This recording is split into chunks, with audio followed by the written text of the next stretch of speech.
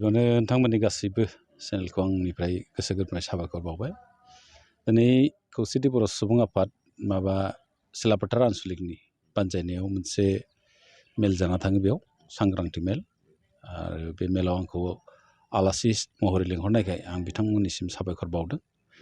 जिहेथु जों मोनसे सिगनेटारि अर्गेनाइजेसन हिसाबै थामथि बर' गोजोन गोरोबथानि माने मा जादों, बिटिआर गोरोबथानि जिबिलाक दफाफोर दङ, आरो जिहेतु बे सुक्ति मथेनो बर' कसारि वेलफेयार अट'नमास काउन्सिल जों मोनसे मोननो हाबाय, आरो बे काउन्सिलनि जिथु अबस्था दिनै दा मा जानानै दङ, गामि सोसननाय, समस्ति दानाय, बिनि बिसायख'थि फाथिनाय, बिनि रांबावजा जिथु बाजेट बेखौ बारायहोनाय, बिटिआरनि बायजोनि हा हुनि जेंना, सोलोंथाइनि जेंना, फरायसालिनि जेंना, गुबुन गुबुन बिथिंफोरखौ फोरमायलायनो होननानै जों दिनै रायजोनि गेजेराव फैदों, आरो बेफोर बाथ्राखौनो जों फोरमायदों।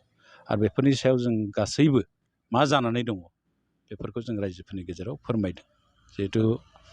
जिहेतु बर' कसारि वेलफेयार अट'नमास काउन्सिलनि जिथु गामि सोसननाय आरो समस्ति दानाय, बे नटिफिकेसना ओंखारदोंमोन 2 थारिखआव। 2 थारिखआव ओंखारनायनि उनाव 4 थारिखआव बेखौ बन्द' खालामफिनदों। बे बन्द' खालामनायखौ दाख्लै दिल्लीजों जानाय जिथु भिडिअ कनफारेन्सनि जुगै जिथु सावरायमेल जादोंमोन आसाम सोरखार, भारत सोरखार आरो दुलाराय बर' फरायसा आफाद आरो खौसेथि बर' सुबुं आफादनि गेजेराव जों बे बाथ्राखौबो रायखांदों। आरो आसाम गभर्नमेन्टआ जिथु जोंनो रिप्लाइ होदों, बेखौ नोंथांमोननि सिगाङाव बुंबा गोलाव जागोन।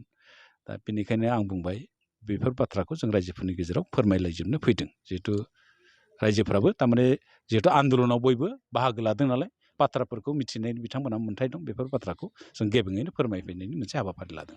खोनानो मोनदों इउबिपिएफ जिथु गोदान आफाद ओंखारदों होनना बुंदों, आंबो ससियेल मिडियानि जुगैसो मोनबाय थादों, थोंजोङै आं मिथिया। आरो बिथांमोननि जिथु मा मावनो नागिरदों, मा मागोन, आं बेखौ जेबो हमनो हायाखै। थारमाने जिहेतु जों मिथिगौ, जोंनि गायसनगिरि गाहाय नेहाथारि खौसेथि बर' सुबुं आफादनि बिथां गाम्बारु मोसाहारि आरो जोंनि एक्स चेयारमेन बर' कसारि वेलफेयार अट'नमास काउन्सिलनि बिथांनि नेतृत्वआव बेखौ दानाय जादों होननानै जों ससियेल मिडियायाव मोन्दों। खिन्थु बिथाङा दिनै गोदान मोनसे आफाद दानानै मा खामानि मावनो नागिरदों बेयावबो दिस्टिं नङा। जों ससियेल मिडियानि जुगै जों मिथिनो मोन्दों, बिथाङा नैबे काउन्सिलखौ आबुङै दाफुंनाय आरो माखासे समस्याफोरखौ समाधान खालामनायनि मावनाय, बिथाङा सोरजों रायज्लायनानै माबादि आबुङै दाफुंनो नागिरदों आं बेखौ बुजिनो हायाखै। थारमाने बिथाङानो मानोना सोरखारखौ केस होना दोनदों, आसाम सोरखारखौ गावनि चेयारमेनखौ मोनफिननो थाखाय। बे केस होनाय मानसिजों सरकारा रायज्लायगोन जानो? बिटिआरनि बाहेरनि समस्यानि बागै बे सरकारा केस होजानाय मानसिजों मालाबा बे समस्यानि बागै रायज्लायनो बेखौ लिंहरगोन नामा? आरो सरकारजों जुदि रायज्लायनो बाहागोखौ मोनाबा समस्याखौ बोरै खोन्थाहैगोन, समस्याखौ बोरै मिथिनो, आरो माबादि सुस्रांगोन? बे मोनसे गिदिर सोंथि आरो। थारमाने बे काउन्सिलखौ दाफुंनायाव नैबे सरकार दानायनि बे एफेक्टफोर जागोन नामा? बे गोदान आफादा जिहेतु मोनसे फिक्स मोनसे पलिटिकेल एजेन्डा लाना फैदों, आरो जों मिथिगौ गाम्बारुखौ चेयारमेन बानायफिनब्लानो बे आफादा जोबगोन। गाम्बारुखौ चेयारमेन बानायनोल'सो बे आफादखौ दानाय जादों, बेनि जेबो ओंथि गैया। थारमाने मानोना जों खौसेथि बर' सुबुं आफाद, दुलाराय बर' फरायसा आफाद थाबाय, एनडिपिनि 4 फ्रेक्सन थाबाय, बिटिआरनि सुक्तिनि गासैबो दफाफोर, काउन्सिलनि जिबिलाक मावफुंनांगौ खामानि, बेफोरखौ लानानै भारत सोरखार, आसाम सोरखारा जोंनोसो लाइजाम हरो, आफादफोरनोसो। बे गोदानै दानाय आफाद, गाम्बारु मोसाहारिनि आफाद, जिथु गाम्बारु मोसाहारिया जिथु आसाम सोरखारखौ केस होना दोनदों, बेखौथ' लाना रायलाया। गतिके बेफोरखौ दाफुंनायाव जोंना खौसेथि बर' सुबुं आफाद दं, दुलाराय बर' फरायसा आफाद दं, एनडिपिनि 4 फ्रेक्सन दं।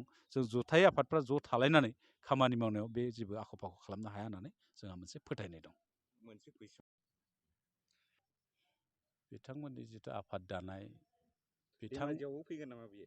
बिथांमोनजों थाफानाय जिबिलाक मानसिफोर भुल क्रमाव थांफ्लांनाय, बिथांमोना आंजों जुगाजुग जागासिनो दं। एप्लिकेसनसो होनो नागिरदों फैनो थाखाय। बबे 14टा जिल्लानि मानसिया थांनांगौ जाखो? बिथांमोननि भाइस प्रेसिडेन्ट आंजों जुगाजुग खालामनानै भुल जादों होनना बुंदों। बिथांमोननि सासे भाइस प्रेसिडेन्टआ बुंदों भुल जादों बियो, जों रायज्लायनानै ज' जाफिननांगौ। माखासे बिथांमोननि टार्म्स एन्ड कन्डिसन दं, बिथांमोनखौ पात्ता होआखै, बिथांमोना सुबिदा मोनैनि थाखायसो बे आफादखौ दादों नालाय। आरो जायफोर थाफादों बिथांमोनजों, बेयो थारमाने दानि गोदान नङा। आवगोलाव जायफ्रा थारमाने काउन्सिलाव बिबान मोनाखै, बाहागो मोनाखै, बाहागो मोनैनि खुद्रिनानै एरायना थानाय मानसिफ्रासो बांसिन दं नालाय बेयाव।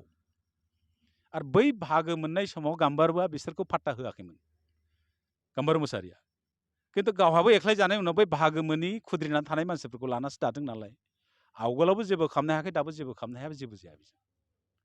डेम'क्रेटिक काउन्ट्रि, गणतान्त्रिक हादोराव थारमाने जिखुनु आफाद दानायनि नोंहा मोन्थाय दं। खिन्थु आफाद दानायखौ आं ओरैसो सानो, सोरजोंबा जेथ नांनो, सोरजोंबा चेलेन्ज नांनो दायोब्ला माहारिनि खुथि जागोन।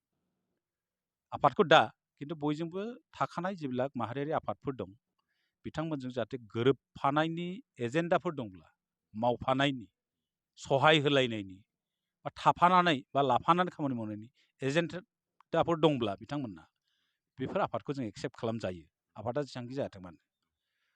आरो जिथु गोदानै जिथु ससियेल मिडियायाव ओंखारदों, गोदानै हाथियार हमनाय आफाद, हाथियारखौ आरो जोंनो नांला। जिथु आर्मस ट्रांगोल, बेखौ फोजोबनांसिगौ। आरो जों रायज्लायनायाव मोन्दों, दाख्लै दिल्लीयाव जों जिथु नर्थ ब्लकआव जिथु रायज्लायदोंमोन, मोनसे मिटिं जादोंमोन, बेयाव मोनसे बाथ्राया ओंखारदों, जिखुनु डेम'क्रेटिक जिथु मुभमेन्ट जाबोदों गोदोनिफ्राय भारत हादोराव, मोनफ्रोमबोखौनो गनायथि होबोदों।